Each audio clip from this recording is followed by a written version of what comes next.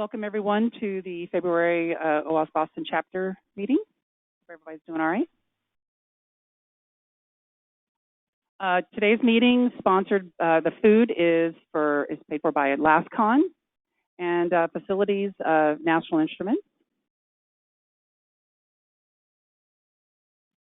Chapter leadership, I have listed up here. I'm Tiana Chandler, the chapter leader, and we have a few others here. Kate Brew, our speaker special event coordinator, Matt Pardo, our training coordinator, and Kyle Smith, who's one of the advisory board members. And so if you have any questions about the chapter, please reach out to us. Oh, I'm sorry, Josh. Last but not least, right? And Griff as well. Griff is actually stepping up to be our membership coordinator this year.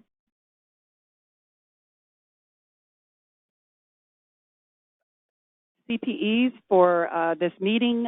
Currently, right now, I'd just like to ask if you can just email me. I can produce a certificate for you and email it back to you. Support for OWASP. We have lots of volunteer opportunities, whether it's leadership, speaker opportunities, and local events. Kate wanted to mention something real quick here. Hi there. So our speaker for April has fallen through. So we're looking for a speaker for. Oh, okay. Now you know me. Our speaker for April has fallen through. The person is okay, but they're not going to be speaking. So if anybody would like to speak in the last Tuesday of April, please hit me up. We want a really good technical talk. So there's got to be somebody in here, right? Okay. Thanks, Kate. OWASP membership. There are several opportunities for membership. And Griff, if you would you like to say anything or this particular moment? Okay. And you can find out more information on the OWASP.org site to look into that further. And by the way, attending this meeting, you do not have to be an OWASP member, but it does help in terms of giving back to the organization.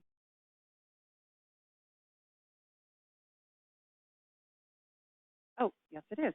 I will fix that. Study group.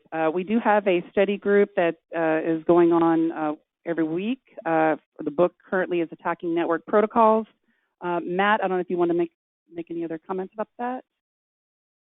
So this group meets every Thursday here at NI, not this building, but the other building. And it's a pretty large group that meets, and it's been going along very well. We also have another group that meets every other Wednesday night on web hacking topics. And that group was sort of born out of this other group called LOL CTF, which INT80 started, or actually I think Jaguar started it, and INT80 got involved. Anyway, that group is starting back up again. And so typically that group will have like 4 or 5 subgroups, one on reverse engineering, one on binary exploitation, one on web application, hacking, and so forth. So just to let you know, that one's starting up. If you're interested in that, let me know. We have a Slack for it as well. So thank you. Thanks, Matt. And just to mention, LastCon 2018 is going to be October 25th and 26th of this year. Early bird tickets are still available, and our call for presentation should be open fairly soon. I know they're actively working on that. Upcoming chapter events. I know Matt has got some things in the works looking at that, and we could just we'll just announce that whenever those are more specific.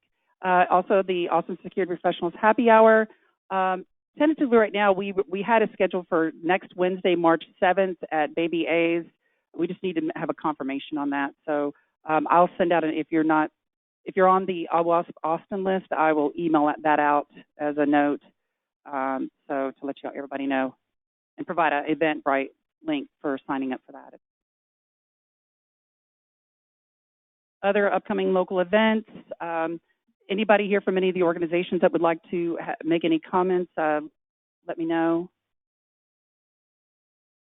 And a lot of these are on the ISSA website. They have a pretty good calendar for tracking a lot of these events. If you're interested, you can go to the ISSA website as well.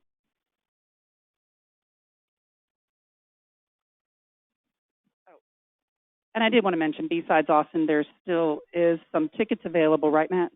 So, okay. So if you're interested, you can even talk with Matt about that if you like.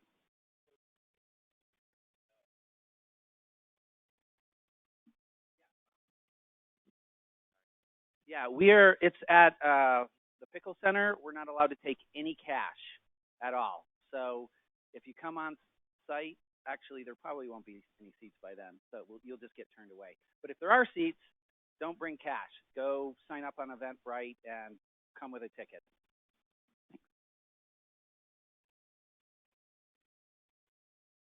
So job opportunities, like to take the time now if anybody has any jobs that they have open at their organization that they would want to announce. Nope. Okay, and now I'd like to present Altaz Valani, who's going to present on DevSecOps Unplugged. Can everybody hear me? Good, great.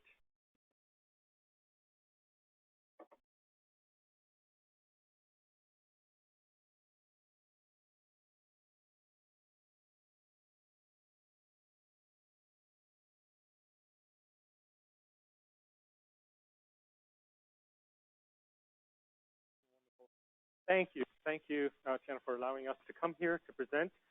We're actually a company that is based out in Toronto, up in Canada. Part of my role as a researcher is to go out and to meet with a lot of local chapters, to speak at conferences, to talk about what we are seeing from a research perspective, and to also get your thoughts, your ideas. So the more we go out, the more we engage, the more we're able to learn, and then we can go out there and let others know about what other people are seeing as well. So you will notice that in the presentation itself, because I come from a research background, talk is cheap. So really what I'm trying to do is I'm trying to make sure that you've got data that you can take a look at to validate what it is that we're actually telling you from our point of view. It doesn't mean you have to agree with everything. In fact, I encourage you to think very critically about what I'm presenting here. Let's make this interactive. This is a community. If other people are seeing things differently, please chime in. So let's go back, actually, and take a look at what the outline for today is. We're going to start by talking about DevOps and specifically DevSecOps. What's happening, right? We've seen DevSecOps now for a few years kind of being talked about, DevOps a little bit earlier than that.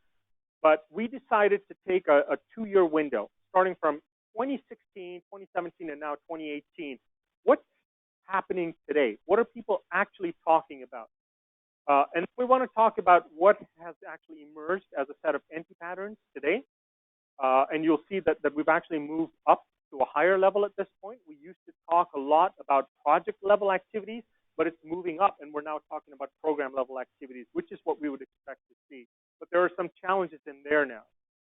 We're going to talk about some industry challenges, what's happening with the roles. It used to be primarily a developer issue or an operational team issue.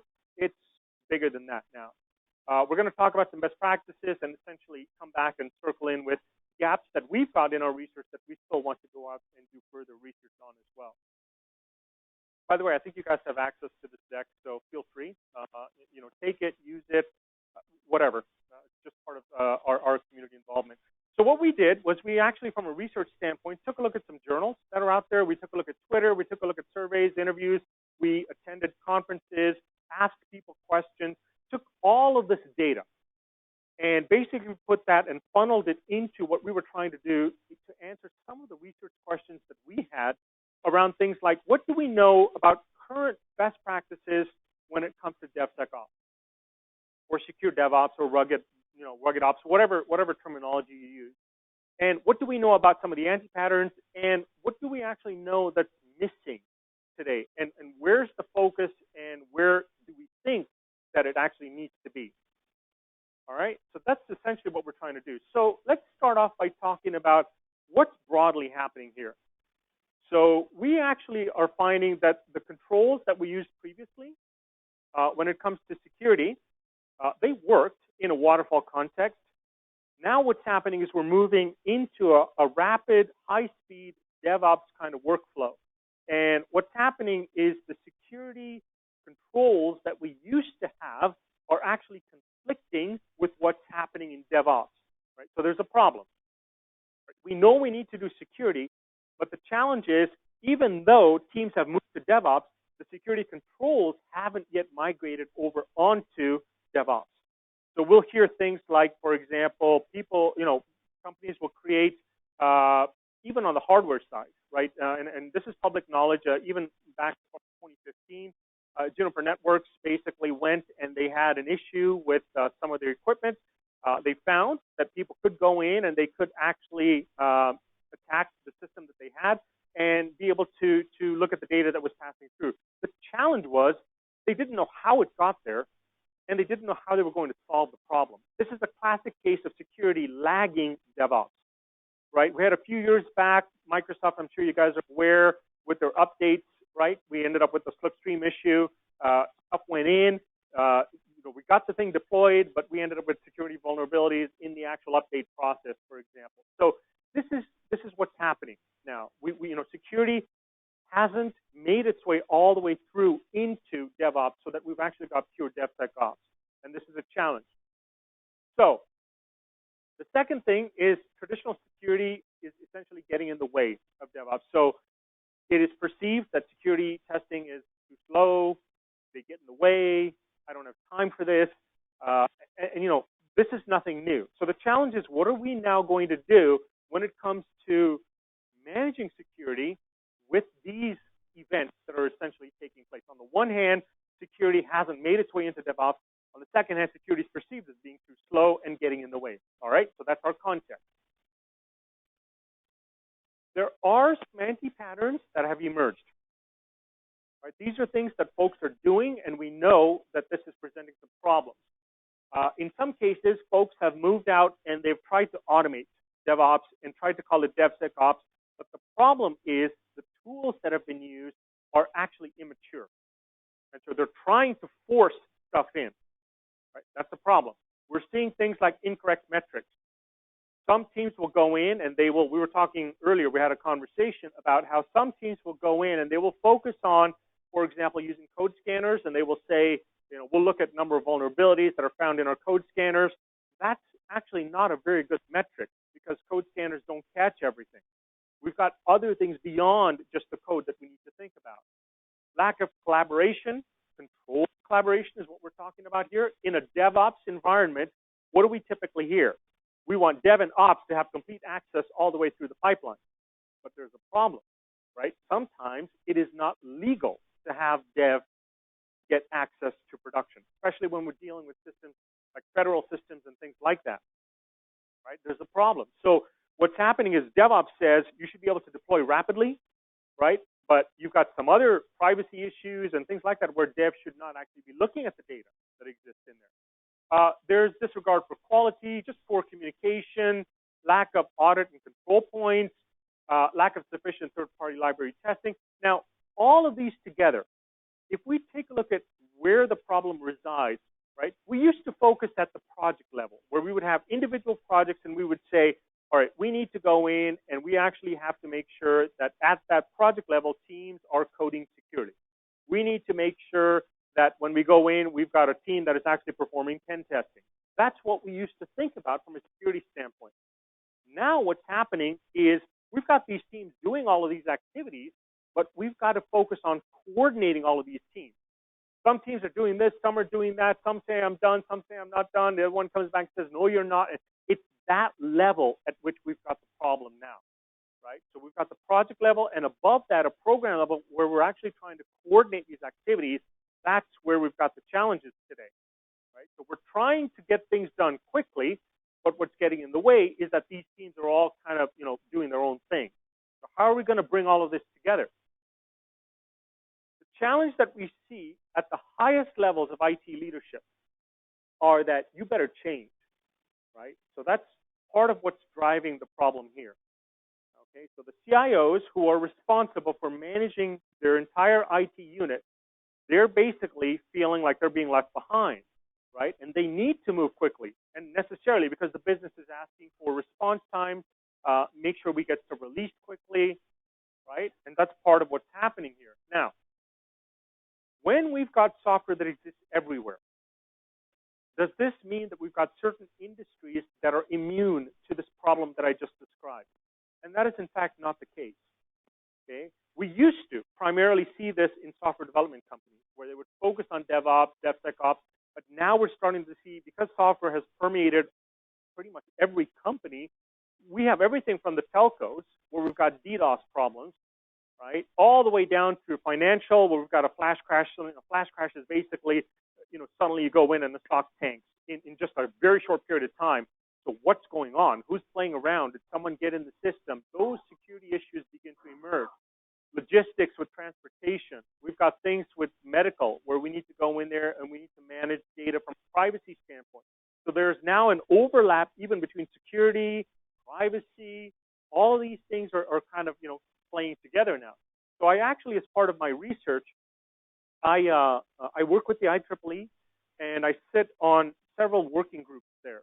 One of the working groups is the DevOps working group, and we go in and we try to grapple with some of these issues. How are we going to make it so that there's some kind of a global standard that people can latch onto to say these, in fact, are the best practices that exist today? We also used to think that DevOps was primarily a developer and an operations issue, but it's not. Because we've moved up now to that program level, it's beginning to affect a lot more people. On the business side, we have this problem of technical masquerading. What that means is the business will come back and say, we will give you technical requirements, but actually it's functional requirements, just masquerading as technical requirements, right?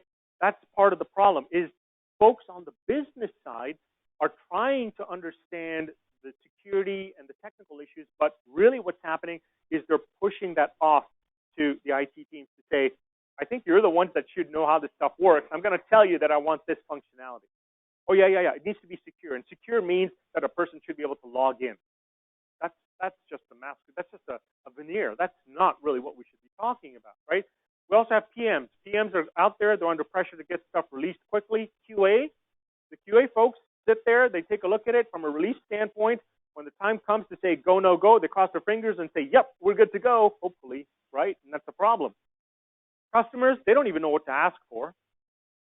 And the developers look at it and they say, we've seen best practices, but that's not sufficient for us, okay? So this is what's happening today. And it's okay, as long as we take a look at this and say, all right, at least we have a sense of what the problem space is. Now, what are we going to do to help resolve this issue?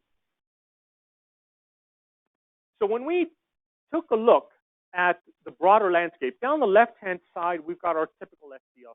Right? We start from requirements and go all the way down to deploy and maintain. Now, across the top, what we did was we broke it down into pockets of best practices that we are actually seeing. So there are things around automation.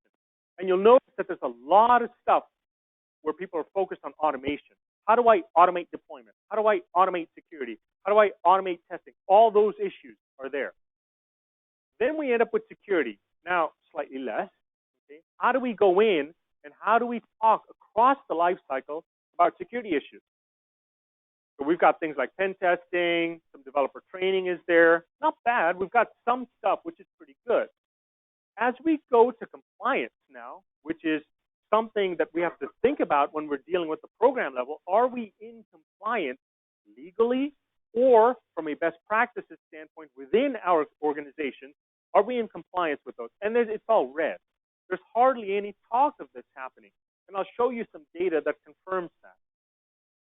Finally, on the right-hand side, we've got risk.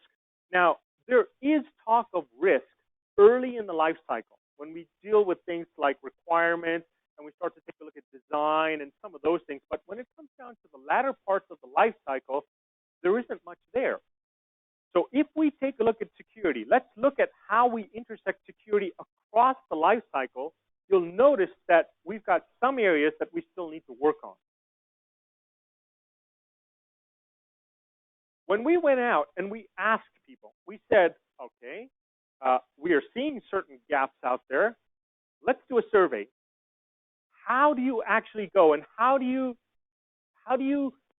take a look at what's driving security from your organization? In other words, what triggers that discussion? And it's interesting. They came back and told us it was general risk management and compliance. And by the way, this survey was done with like the Fortune 50 companies, right? Very large, very complicated organizations with a lot of moving parts. They came back and told us general risk management and compliance. Now, I'm just going to go back to the previous slide here. Risk management and compliance, mostly red. So we have a problem, right? So what are we going to do about this? Let's keep moving forward.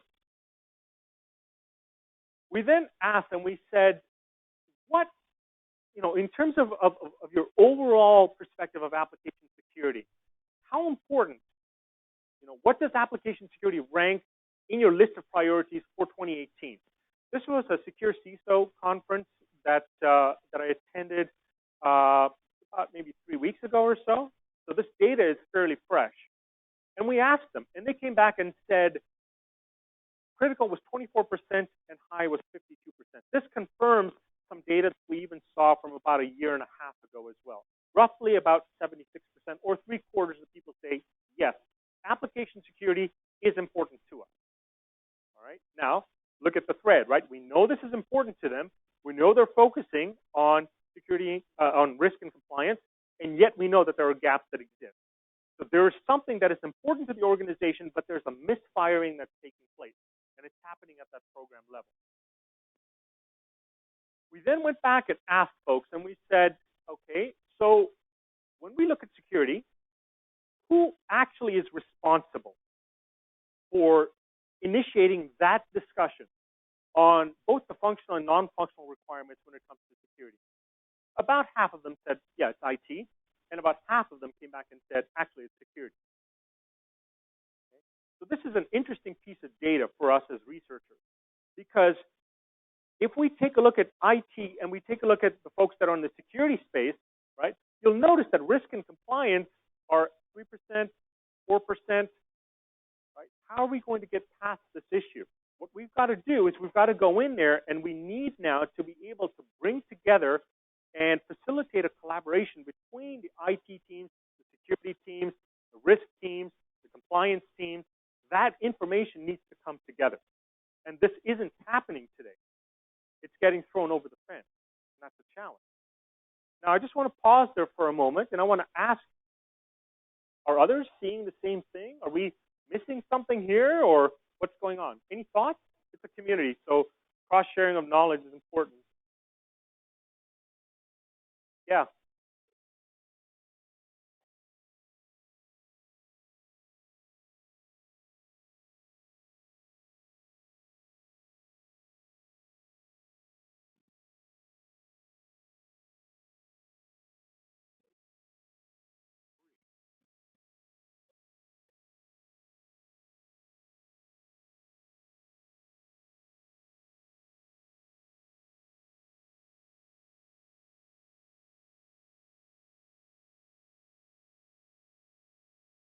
Yes.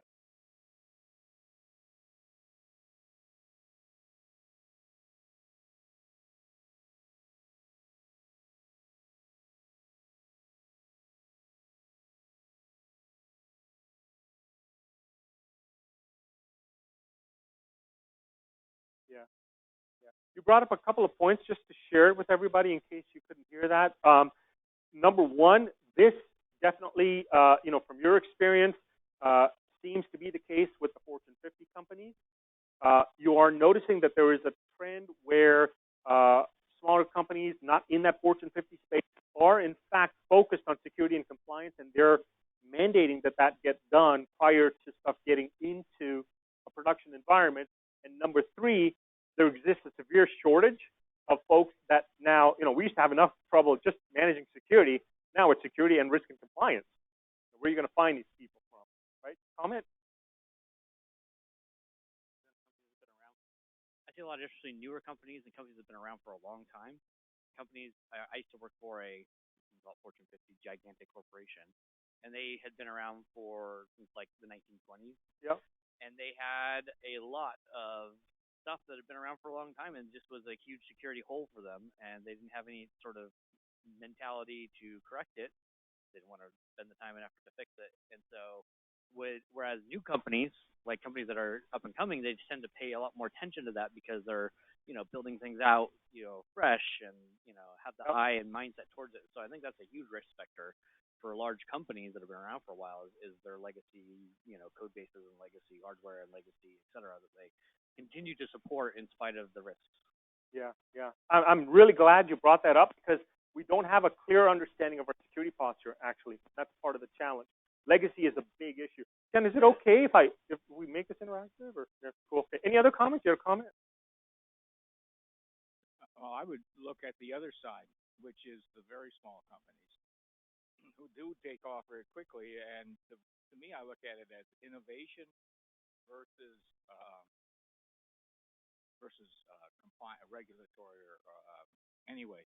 And they're just running too fast to even pick up those additional characteristics. And they can then get bought by a bigger company that themselves are running too fast. They may have been bought to run fast, and now you've integrated into a major company like a Facebook, or they're taking their wealth and buying up these innovations just to get the fix, the innovation fix. Yeah, yeah, it's interesting, and it's when we take a look at some of the smaller companies that are focused in this space and are doing this right, we typically talk about fintech companies that are going out there and using technology in a very secure way, in a very robust way.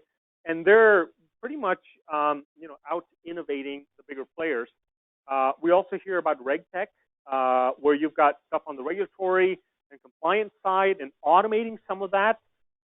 Things like that are beginning to basically emerge as a response to some of the challenges that we see out there.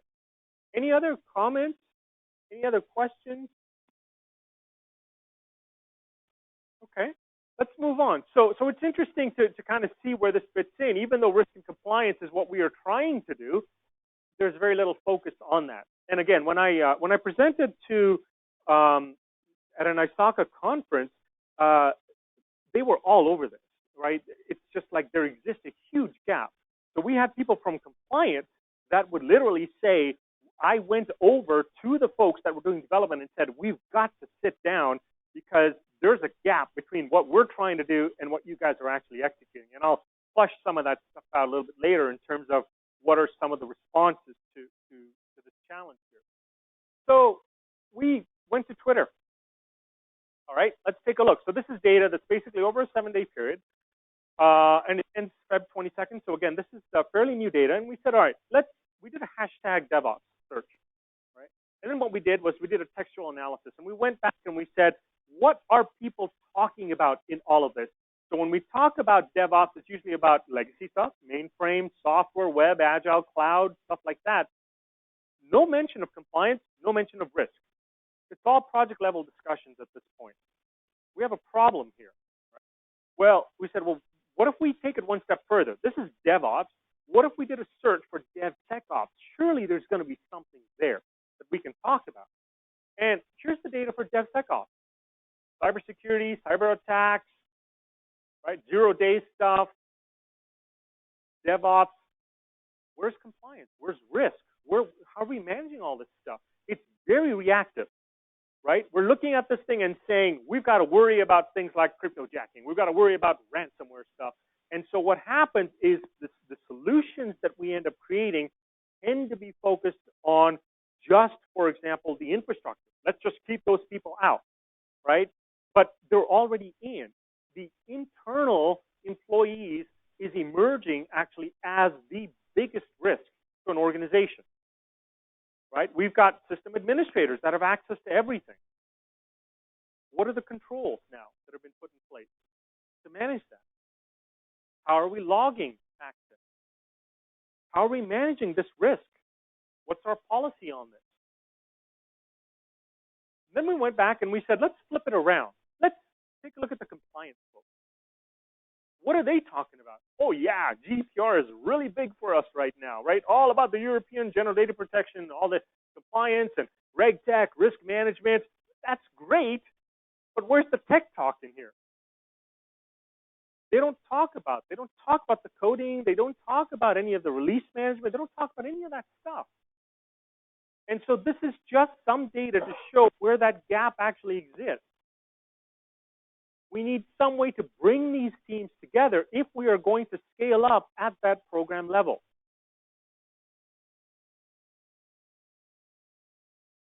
Here's what we're actually seeing. If you take a look at the three groups, right? Development in the top left, operations in the top right, and security at the bottom. Right? Let's say we've got these three groups. Now, the overlap that exists between them, the collaboration between these teams, what does that actually look like? If you look between Dev and Ops at the top, DevOps is great. Very high collaboration between these teams. When we take a look at development and security, moderate. Right? Developers don't know the full extent of security. Security teams are really focused in creating policies. So some of the challenges in that space are skills, the regulations, the culture may not allow it. We don't talk to the security folks, and security folks don't talk to the developers, and there are silos there, right? We need to bring these teams together. If we take a look at what's happening between the ops teams and the security teams, so SecOps, basically in that space, right? Yes, there's logging. We're seeing things where there's massive quantities of data that are coming in from the ops side. And, we've got SecOps teams trying to digest all of this. And you'll typically hear things like, well, we're going to use AI to go in there and give us pattern recognition of certain trends that maybe we don't know what we don't know. And all that kind of talk is happening right now. It's just trying to manage massive quantities of data that are coming in on the ops side. So data volume is a problem. Analytics is a challenge. How do I make sense of all of this stuff that's out there? Okay, so when we take a look at this, are there ways that we can go in there and manage how these teams are collaborating and sharing this data? And yes, there are. So when we speak to people on the business side, typically they'll say, well, the minute you start to talk about security, I think that's actually an IT problem, and go talk to the devs about this stuff. So there's an assumption that they're making. So we went out and we surveyed, and we said, devs, what's happening in your space? Like, are you actually understanding how security works? And it's interesting. From a research standpoint, what we usually want to do is we want to get a nice bell-shaped curve, right? That's called a normal curve, which means that we want to be able to go in and there's some central tendency to say, on average, we think this is the response. What we're seeing here is something very different. This is what we call a bimodal distribution. You're either doing it really good or you're doing it really bad.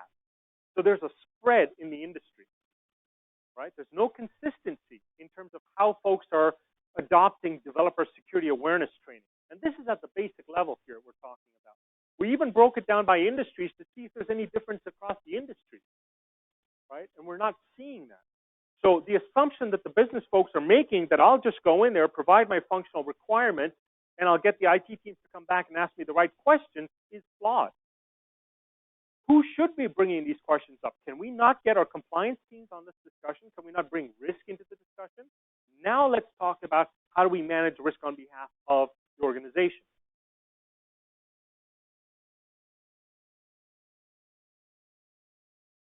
We then asked people, and this is again at that Secure CISO conference that I was mentioning earlier. We went back and we asked them, and we said, are you 100% confident in your cybersecurity posture? 85% said nope. Right? Interesting. They said no, but there's an area in here in their response, which I will show you in our future research, that we want to dive a little bit deeper into. But as of right now, this is just what I want to leave with you. 85% of them came back and said no. Right? But if we track the root cause of this, where's that uncertainty coming from? It's because we aren't actually managing the diversity across these teams. Every team is doing their own thing. We can't do that at the program level. If you look at the collaboration gap and look at these three really business units, on the left-hand side is the office of the CIO or the IT or the tech team. On the right-hand side, we've got security teams and risk and compliance teams. Now, if you look inside each of these organizations, you will find there are certain skills that they bring to the table. For example, security brings an understanding of AppSec, OPSEC, vendor risk management, threat monitoring. If you look at your risk and compliance folks, they're going to be focused on auditing, policy creation, policy management. Those are their skills. If you take a look on the left-hand side, the IT team, they're dealing with things like Agile, DevOps, legacy, waterfall, applications, all of that stuff. Now, where the gap exists in the collaboration is on the right-hand side. We've got our security, risk, and compliance team creating policies. And they use well-known standards out there, like ISO 27001 and some of these standards. And they create these policies, right? Now, if you look at the technical teams, they also need some way to manage all of the stuff that happens in IT, right? So ISACA has created COBIT to help manage that, for example. So they will use COBIT or ITIL or those kinds of things. Now, thankfully, communities like this have created a mapping between those high-level security and risk policies and some of these IT frameworks that exist. That's great. The problem is, if you talk to a dev doesn't know how to take that high-level governance requirement and actually action it out. What they really want at the dev level are things like caching, SSL, IAM, right? It's that kind of stuff which you're not getting. And that's where the gap exists. So it's just that last mile, the task and the procedure. So we've gone out there, we've spoken to auditors, we've spoken to CIOs, CISOs, and every one of them says that's exactly where the gap exists for us today. Right? So when we take a look at all of this stuff, what we really want to do is something that looks more like this. Because we are dealing with that program level now, right?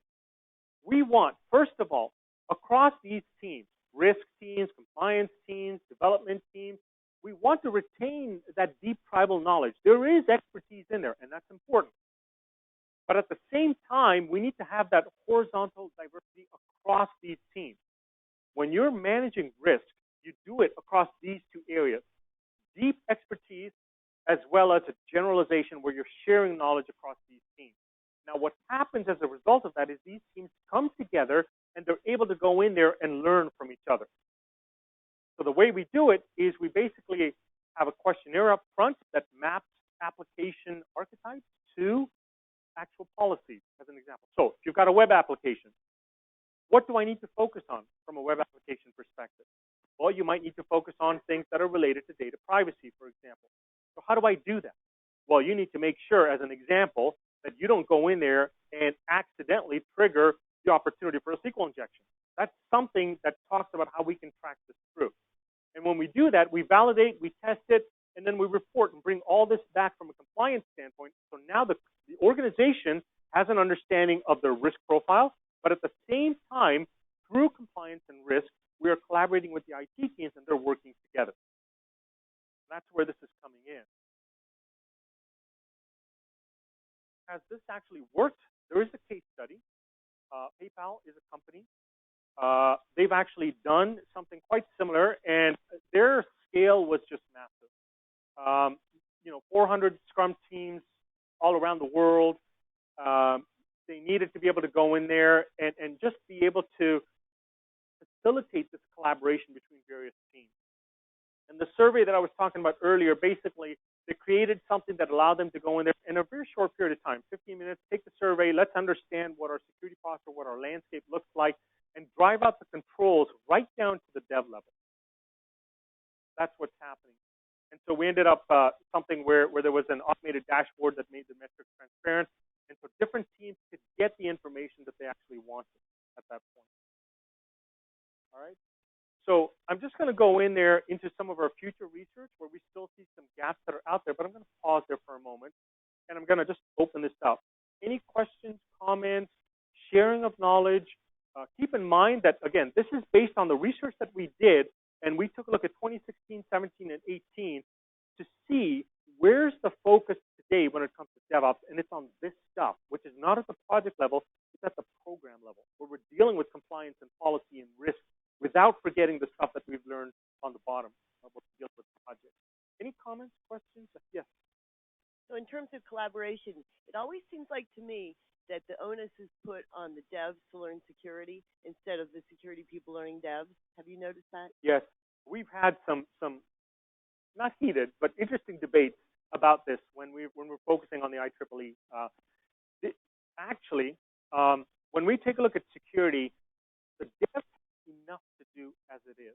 And this is kind of where it's landing at this point. The teams that are responsible for security need to step up, and they've got to now begin to collaborate with the dev team to coach them, teach them, without throwing it over the wall and saying, now that you know it, you basically handle it. No, it doesn't work that way. So I was at a conference on security. So we were speaking there, and I had one person come up there. Actually, he was a keynote, and spoke about how, from a security standpoint, they need to get more technical. Now, you've got to keep in mind, they've never done this kind of stuff before. So to them, like a SQL statement is like bleeding edge, right? It's like really, they've got to gradually get there. And I think devs have an opportunity to explain that stuff to them. But by the same token, when it comes to security issues, that has to come from our security team to help drive the policy forward. There's no way a dev can understand organizational issues when it comes to security. That they're focused on a completely different domain altogether. Right? That's kind of where it sits right now. Right? Any other questions or comments or anything? Yeah.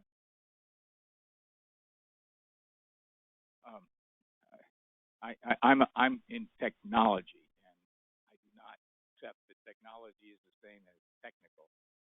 So therefore, there are future technologies coming, and they're full of their own possible exposures. Yeah. And getting back to my remark about innovation, that's where a lot of the source of innovation is. Maybe a little bit in how you run your business, but more in how do I use AI is the big one, but IoT, what are the exposures there? So have you seen any awareness of that at all? Or do they just rush in blindly saying that's going to be our solution? And not till late till somebody on the black side figured out how they're going to break it. Yeah, it's the latter. People are rushing into it without really understanding it. IoT has no definitive security standards today. Teams that are going into AI. I was actually in Houston, and I was having a conversation after making a presentation, and someone asked me and said, when it comes to the whole space of analytics, what are the issues that come up when we deal with security? There's a lot, because the basis of AI is having data. And where are you going to extract this data from, right? If you're just going to go into these systems blindly and pull data out of them and bring them in, you may actually be in breach. You cannot pull certain pieces of data out. You're bypassing all the security protocols that exist.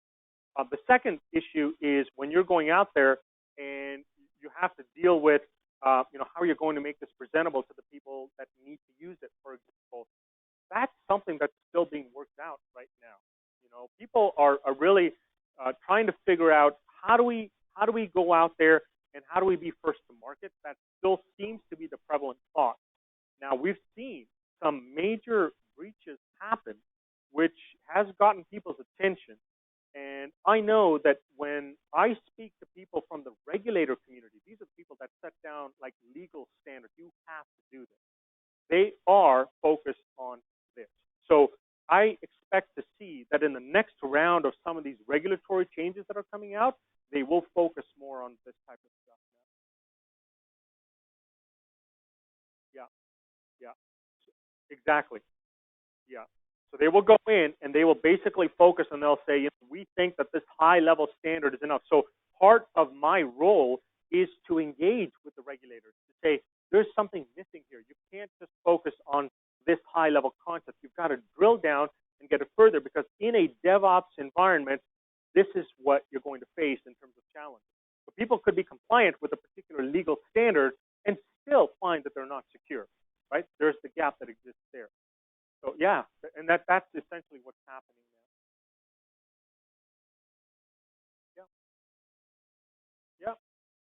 Yeah.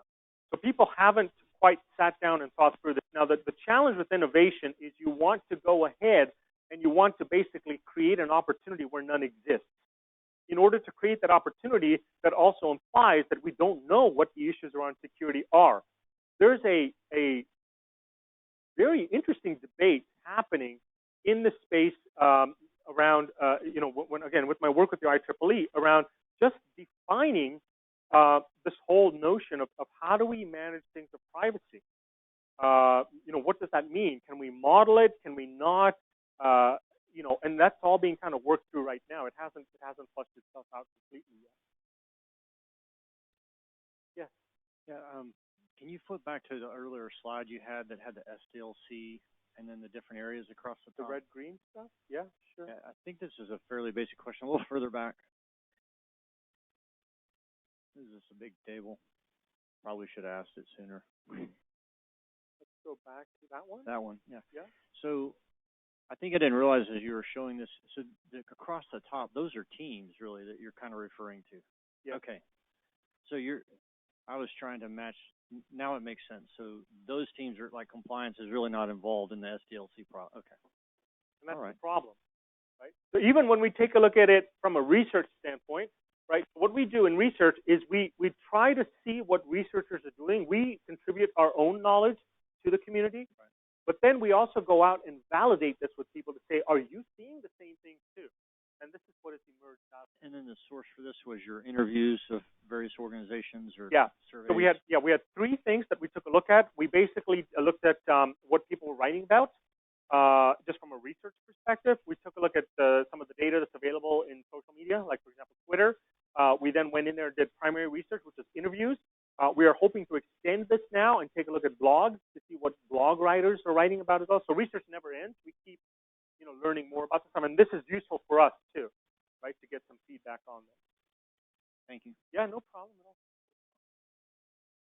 A quick follow-up to his question. So do you interpret that to mean that the compliance teams of the organizations you surveyed believe that they have no compliance requirement to ensure that that appropriate risk is managed in the SDLC?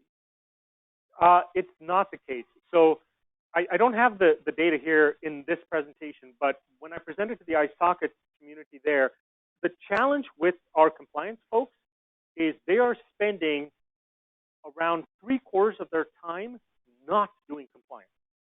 And where that pressure is coming from is they are trying to work with the regulators. So the regulators are coming back, and the regulators used to say, all right, you need to focus on these particular issues. But what's happened is there was a shift where the regulators came back and said, you also now need to manage organizational risk as a requirement. And so we've got the compliance folks spending much of their time trying to influence the regulators, trying to understand the regulators. Meanwhile, we've got teams that are dependent on compliance to provide them with data, and they're not getting it. That's where the challenge sits, right? So we actually, when we look at where the industry is right now, there will eventually emerge some balance in there where we've got internal compliance teams will probably work with the regulators to reach some equilibrium, so it's not like 3/4 of their time is just spent dealing with that. But it's not that they're not interested. Part of it is there's a knowledge gap. Even though there's a knowledge gap, they're still interested in working with teams to make this happen. Part of it is they don't have the time to do that.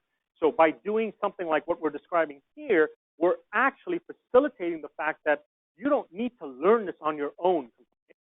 We have a dev team here that can work with you and collaborate with you to bring you along. That's what's needed. Yeah. Do you believe that it would be ideal for compliance to engage in practices not identified here that would fill in that column that go above and beyond the practices already displayed in the sheet? In other words, is it not sufficient for compliance to document that the activities in other columns are occurring? Yes. And there's additional activities they should perform. Yes, yes. This is the whole, if we take the DevOps mindset, which is all about collaboration, cross-functional teams working together, this is the same thing happening, but at the program level. Yes. So compliance can, in fact, go in there and talk to another team to say, what are you seeing? And take that information, come back, set a policy, which now affects the dev team. Yes. And this is what makes us stronger as we go along. But you can see the misfiring that's now happening, right? This is very disruptive. Silos existed for a very long time. Processes existed. And trying to undo that is not an easy thing. Yes. Yeah. So I think the analysis really is good here about kind of the problems that exist. You have case studies of companies that have had these gaps and have like examples of here's what we did operationally, here's how we defined roles, and here's how we made culture or knowledge shifts to actually address these issues. Yes. So the second part of this research now is going to flush all of that out. We do have people that we can talk to. Some have asked that they don't be identified, which is a challenge for a researcher because we have data, but I can't publish this stuff. So, but yes, to your point, this is happening. This is changing. There has to be a response to this because we're seeing challenges around security. So the next stage of our research is going to actually flush this out. And what we're planning to do is actually put out a DevSecOps report as well, just to talk about what we've seen from a research standpoint. And then we'll go out and we'll just present it just like we're doing here. Right? By the way, if anybody wants to be included in your research, if you've got thoughts, ideas, you want to be interviewed by a research team, I've got business cards here. Reach out to Security Compass. Connect with me on LinkedIn. Please, please. I would love to do that, really. Any other questions? Okay, so let me share with you now kind of what we're thinking about from a research standpoint looking forward. When we were doing some of this data and collecting the data and talking to people, what we wanted to do was also find out, is there anything here that we think we should be looking at, but we're not? It's the whole space around, we know that we don't know something here. What is that? So here's something that was really interesting. We asked people and we said, what are the top challenges that you face with your application security program? Now, they came back and said skills and awareness was the top, alignment and collaboration, followed by budget, followed by efficiency. But there's this large group in there that said other. And so that we're scratching your head. You think other, and it's like, what is that other? Does anybody here have anything that doesn't fit in when you take a look at your AppSec program, right? Other than skills, collaboration, the budget, and just the mismatch between trying to get efficiencies with putting security in, are you seeing anything else at all? But this is a bit of an anomaly, and it's interesting. To researchers, this is what's interesting, because we might be missing something here, but we just don't know what it is yet. Yes. Executive. Okay. Can you elaborate on that?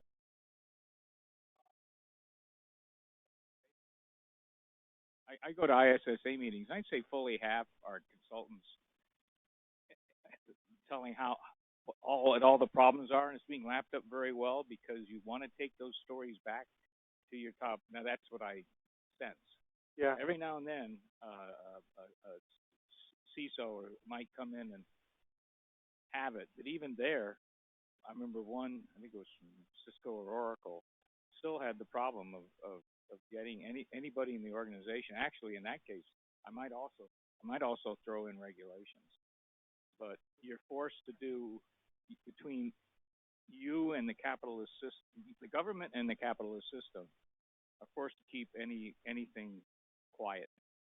So the stories of a breach and all that just take such a long time. Now maybe that was how they expressed it. Okay, it's possible. We need to ask people how much does culture get into all of this. That's it. Thank you.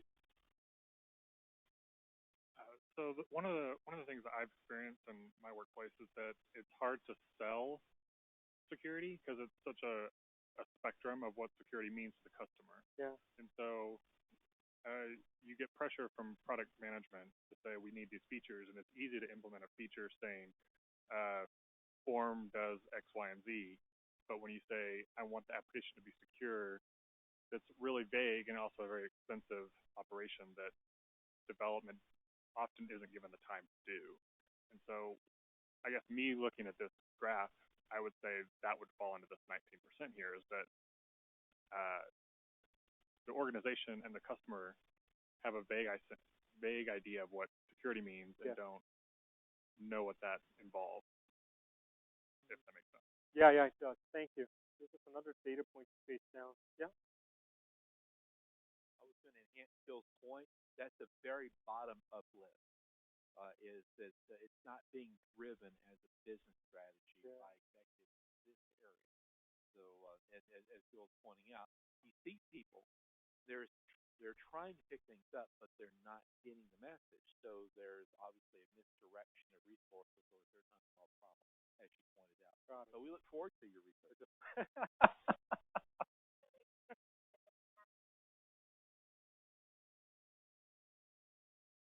Yeah, it's possible. Sure.